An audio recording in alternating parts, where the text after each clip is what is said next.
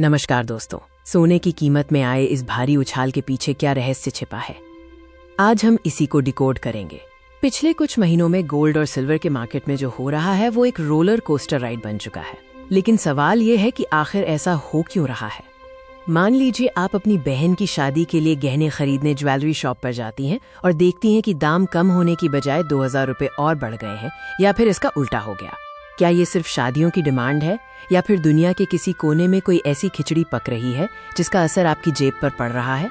सोने के दाम बढ़ने का सबसे पहला और सबसे बड़ा कारण है डर, यानी फियर। इकोनॉमिक्स में एक कहावत है, गोल्ड लव्स क्राइसिस, यानी सोना मुसीबत का साथी है।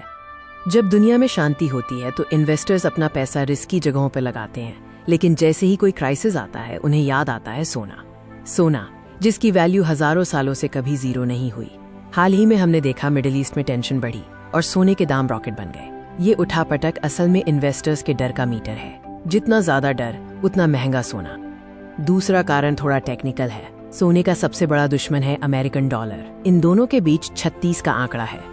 जब डॉलर मजबूत होता है सोना कमजोर पड़ता है, और जब डॉलर कमजोर होता है तो सोना बाहुबली बन जाता है। इसके पीछे का मास्टरमाइंड है यूएस फेडरल रिजर्व। जब अमेरिका में महंगाई बढ़ती है तो फेडरल रिजर्व ब्याज दरें बढ़ा देता है, जिससे लोग सोना बेचकर डॉलर खरीदने लगते हैं। यही कंफ्यूजन सोने को स्थिर नहीं होने दे रहा। कहानी यहीं खत्म नहीं होती। एक तीसरा प्लेयर भी है जो चुपचाप मार्केट में गेम खेल रहा है। वो है दुनिया भर के सेंट्रल बैंक्स, खासकर चीन और हमारा आरबीआई। पिछले 2 सालों में चीन ने रिकॉर्ड तोड़ सोना खरीदा है। क्यों? क्योंकि वे अपनी निर्भरता डॉलर से कम करना चाहते हैं। जब इतना बड़ा खरीदार मार्केट में आ जाए जो प्राइस देखे बिना बस टन के हिसाब से सोना खरीद रहा हो, तो मार्केट में अस्थिरता तो आएगी ही। अब बात करते हैं आपकी और मेरी, यानी भारत की। कई बार इंटरनेशनल मार्केट में तो सोना सस्ता हो गया, लेकिन भारत में महंगा ही है। ऐसा क्यों? पहला कारण है रुपए की कमजोरी। हम अपना अधिकतर सोना डॉलर में खरीदते हैं। अगर डॉलर के मुकाबले रुपया कमजोर हो गया तो हमें सोना खरीदने के लिए ज्यादा रुपए देने पड़ेंगे। दूसरा कारण है इम्पोर्ट ड्यूटी। भारत सरकार सोने के इम्पोर्ट पर टैक्स लगाती है। अगर सरकार ने ड्यूटी बढ़ा दी तो सीधा असर आपकी जेब पर। तो निष्कर्ष क्या है? क्या आपको इस वक्त सोना खरीदना चाहिए? आइए समझते हैं कि ये आप पर निर्भर करता है।